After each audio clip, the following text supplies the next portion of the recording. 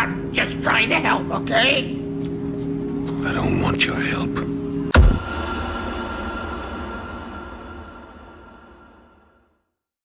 What's going on, guys? Team Crimson, back again with another deck profile. This time it's going to be the new Vendread archetype that just came out in Code of the Duelist. So this is the new TCG exclusive archetype, along with the FA archetype, which I won't be doing a deck profile on because they're shit. So I'm going to stick with this one because I really like this deck, because I've always loved rituals and I've always liked zombies. So this deck kind of shoves them both together. Works out pretty well. The deck is playable right now. It's not at its full potential yet, but the deck does have a ton of potential to be really strong in the future. So right now it's definitely playable and it is pretty fun. So I'll give you a quick profile of it.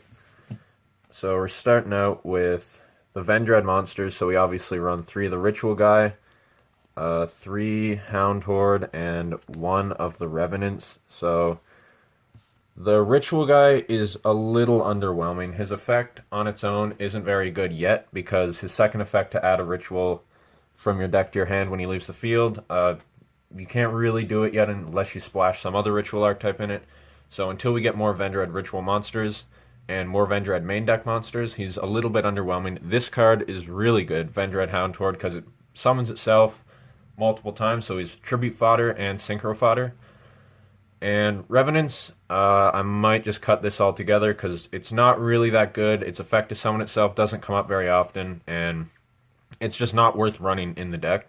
So consider that if you decide to run it or don't run it. Generic zombie support, we've got 3 Mizuki, of course, 3 Unizombie. So yeah, not much to say about these cards. These are like the standard zombie synchro cards that you run, so not a whole lot of surprise with that.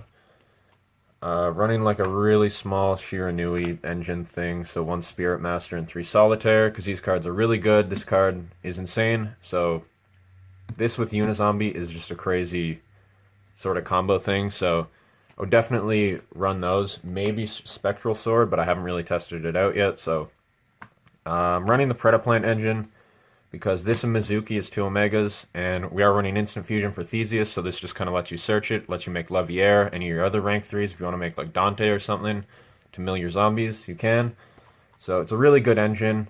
It does take up your normal summon, which isn't a huge deal, so yeah, so it is pretty good in this. A couple one-ofs, running 1 Gozuki and 1 Plague Spreader Zombie. I'm not running the new Samurai Skull card or whatever it is, because Gozuki is kind of just a better version of it, because it does the same thing, but it doesn't have to be normal summons. You can bring Gozuki back and then get the same effect. And Plague Spreader Zombie, I'm running Archfiend Zombie Skull just kind of as a fallback play if you don't have anything else. So, and it is a good tuner that can summon itself, so that's really what you want to see in the deck. 1 Maxi, of course.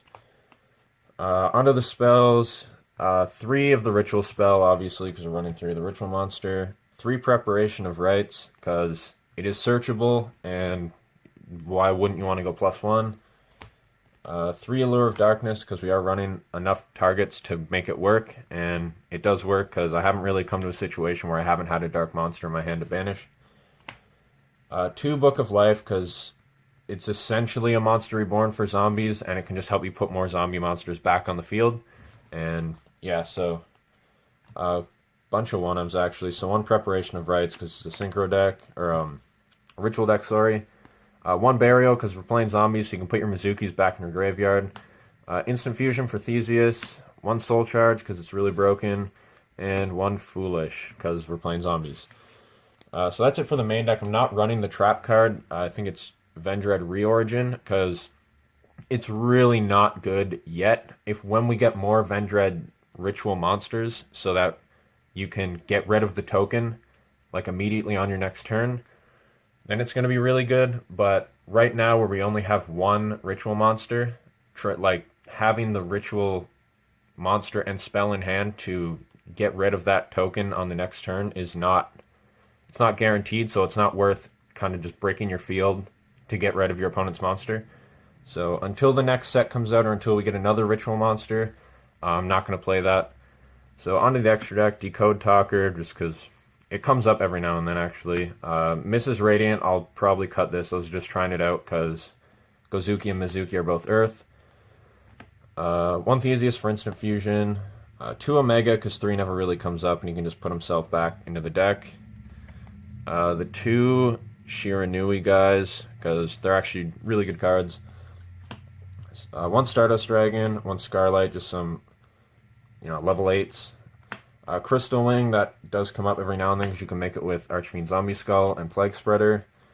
1 Dweller, just for dinosaurs. Some random rank 3s that come up every now and then and are actually pretty good that you can make with the Predaplants. So that's going to do it for the Vendread deck profile. So just some final thoughts. I really do like this deck, and I think it has a lot of potential, and I feel like it's something, especially now where the secret rare trap is only like maybe $6 or something. So it's really cheap right now, so I would hoard it all up and then get ready for when more support comes out, because it has a lot of potential to be really good. And I'm really looking forward to seeing what they do, like what direction they take this deck in Circuit Break and beyond. So yeah, thanks for watching, guys. Like, subscribe, all that stuff, and see you next time.